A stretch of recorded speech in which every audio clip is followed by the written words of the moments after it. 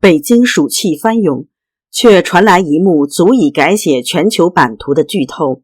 川普、普京、习近平可能并肩现身天安门阅兵台。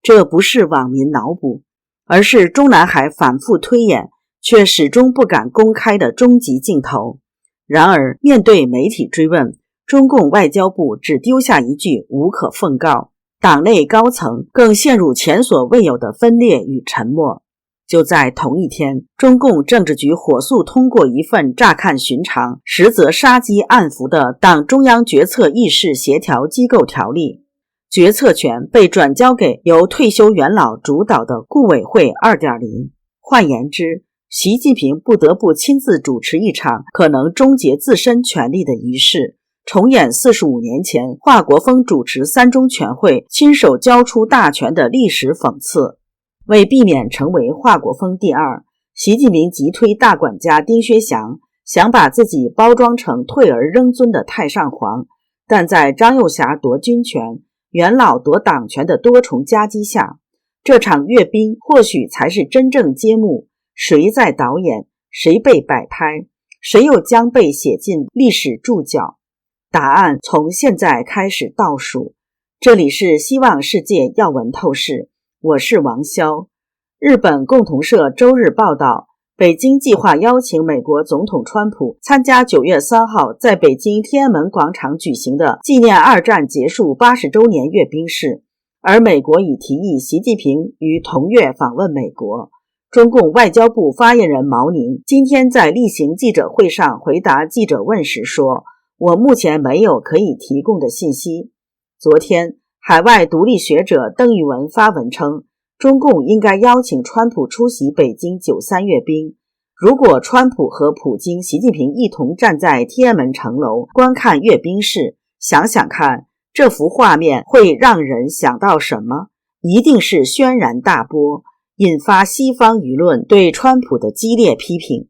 川普在最新电视采访中谈到与北京的关系，暗示将以其人之道还治其人之身，这样会和北京相处融洽。中共邀请川普含有政治目的，这种小把戏早已让外界看透。再说，中共自身的问题还没有理清，习近平作为党魁的地位摇摇欲坠。中共官媒新华社今天头条报道，习近平在政治局会上提出全面从严治党、自我革命等口号，实际上中共已经是日落西山，气息奄奄了。习近平自己与中共的命运一样在迅速坍塌。中共中央政治局6月30号召开会议，审议党中央决策议事协调机构工作条例，中共中央总书记习近平主持会议。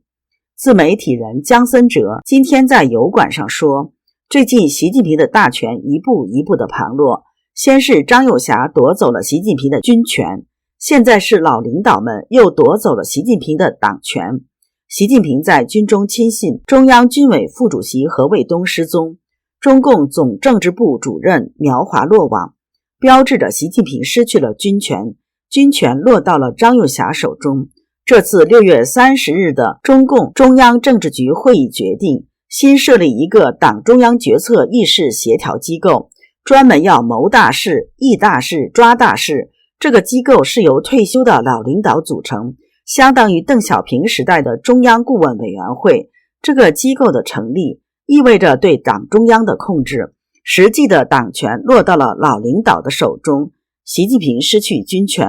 失去了党权，完全的大权旁落，现在是名副其实的华国锋第二。习近平现任中共中央总书记、国家主席、中央军委主席。国家主席本来就是个虚职，就是个办公室而已，下面并没有下属机构。现在元老们跟张又侠有很大分歧，元老们希望给习近平保留体面，保留国家主席的职位，而张又侠认为应该让习近平像华国锋当年那样裸退。有人说，本次的中共中央政治局会议还是由习近平主持，应该他还有权。姜森哲举例，当年的11届三中全会也不是邓小平主持的，而是华国锋。华国锋亲自主持了让他自己大权旁落的三中全会。加拿大时事评论人员丁律开对希望世界说：这应该是中共元老布局在恢复中共的民主集中制吧，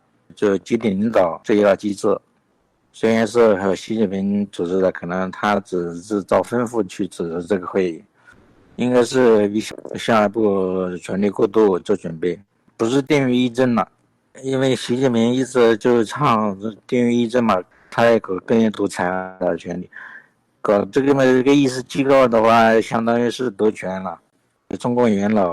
这批人想通过这种方式让权力与责任分布得更广一些，就是所谓的集体领导，这样有利于稳定过渡时期的权力交接吧。近日，福林将军和美国老牌报纸《纽约邮报》先后在 X 社交平台和报纸上刊发文章，谈到习近平权力不稳即将下台的消息，怀疑中国正在发生权力更迭。丁律开认为，美国官员们也意识到中共政局的变动，他们意识到习近平大权旁落了，正在选接班人，而他们贴出了丁薛祥、张又侠、陈吉宁的照片，这个可能就是跟以前自媒体放风的消息有关系，可能是源于那里。他们有什么情报？因为他们的情报也不可能打听到这么详细，把谁定下来做总书记、做军委主席之类的，可能就是根据以前自媒体放风。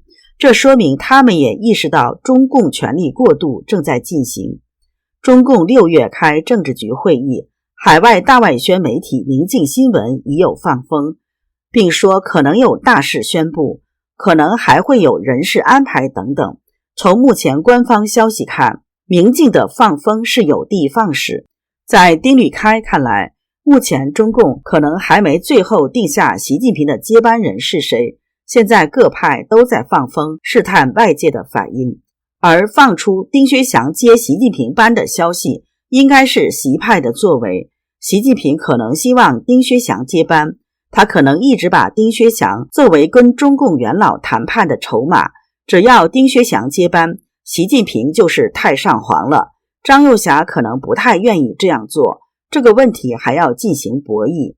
至于邀请习近平出席93阅兵，习派可能想利用川普给习近平，也给中共撑场面。对于川普而言，可能就是想看看中共内部的情况，他究竟在跟谁打交道。他现在对中共政治可能也比较迷茫。如果习近平权力旁落了，他将会跟谁谈判？这对川普来说很重要。从目前的情况来看，川普不会主动去挑起跟中共的对抗，他现在是用去风险化代替脱钩，这就意味着对抗力度下降了。至于川普会不会去参加中共80周年抗战，丁律开觉得不太可能，因为这个活动是共产党主导的，川普邀请习近平去访问美国，主要是想试探一下中共内部的情况，看习近平能不能去美国。中共已经官宣习近平不会去美国，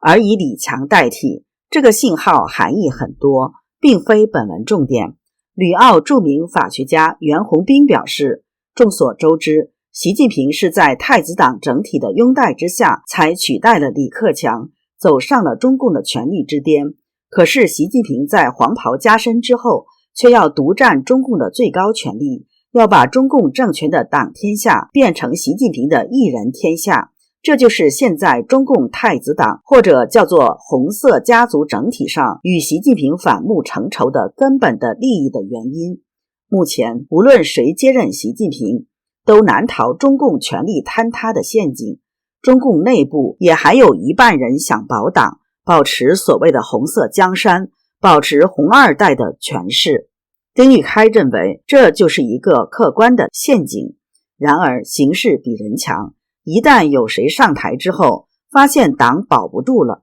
他可能就是想顺势推一把解体中共，这个也有可能。人的思想不是一成不变的，他当初接班可能就是想接力中共，但现在三退已经到了4亿4800万，已经快接近5亿了，这个已经接近临界点了。所以谁上台都一样，都会面临这种陷阱，谁都面临着中共解体的这个局面。这是历史大潮，顺者昌，逆者亡，有谁不想做明白人，还会当糊涂人呢？你认为是不是呢？请留言告诉我们。